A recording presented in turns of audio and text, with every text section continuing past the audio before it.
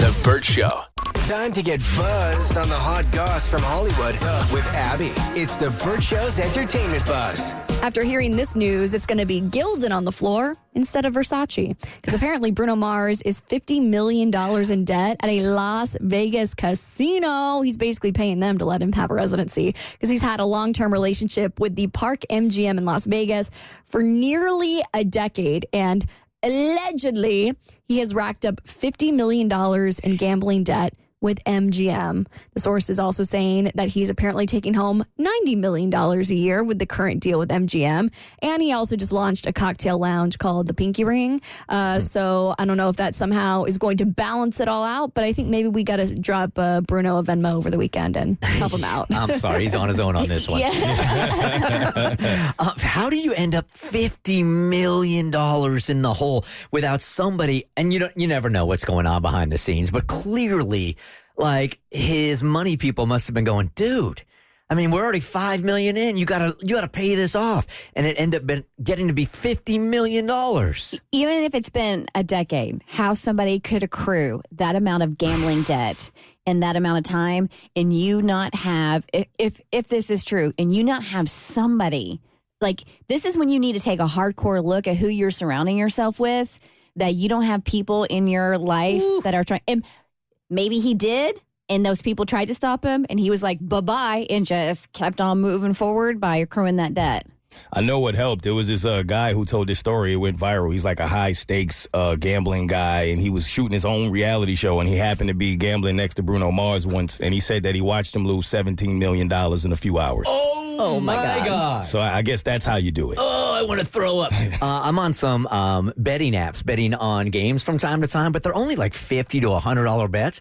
And when I check back in after a loss, it makes me want to throw up. It's only $50. I almost wonder if he has some kind of deal because the casino is the same place he has the residency. So I almost wonder if they just kind of give him like some grace, like, well, you're already here performing, so like just it's monopoly money essentially. Or maybe they do the research on what artists they can bring in that they already know have a gambling problem, knowing that they're going to make money off of them in the long run. So basically, he's paying to have this residency is essentially what's going on. So prayers out to Bruno Mars. Hopefully you can balance some of this out because $50 million is a lot of money. All right, a star of the Harry Potter films is telling fans of the adult fans of the franchise that they need to grow up.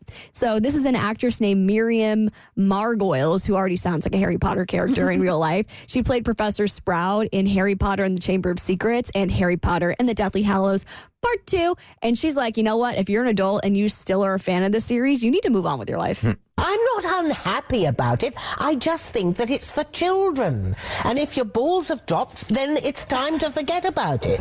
You know, go on to other things. It's a great series. It's a wonderful set of films. I'm proud I was in it. But it was 25 years ago.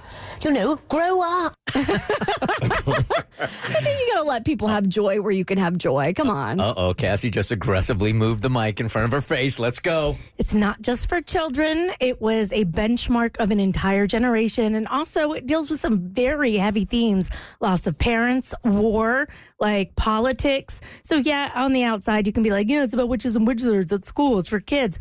But it clearly struck a note with a good chunk of a generation to the point where they still care about it later. Now, like, if your whole house is Harry Potter themed, that's one thing. But I think it's very unfair of someone who just acted and maybe wasn't part of all the books in the culture just to dismiss it that way, because it's so much more to many, many people. Yeah, I feel like you can't relate to fans when you're in it because you see it from like a work standpoint. Do you know what I mean? Like, there are fans, I'm sure, of like the Bert. Maybe there are people with Bert Show memorabilia all around their house. That's great. But like, I love the Bert Show, but I'm not going to hang up T-shirts around my house. You know what I mean? Would you be a little judgy if you met a dude that was in his late 20s, early 30s? You could have stopped. Are you going to be judgy when you meet a dude?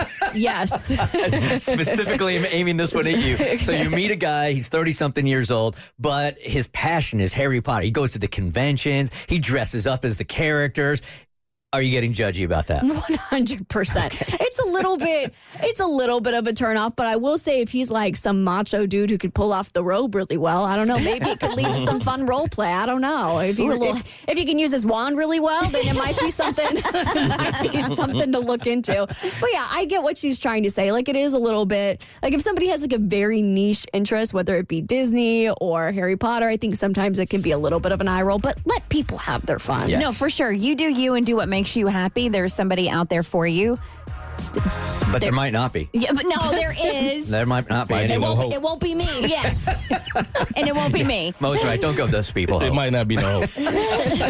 All right, this actress says she loves filming her more intimate scenes when her director is her own son. I'll tell you who likes keeping her movies in the family on your next E-Buzz on The Bert Show.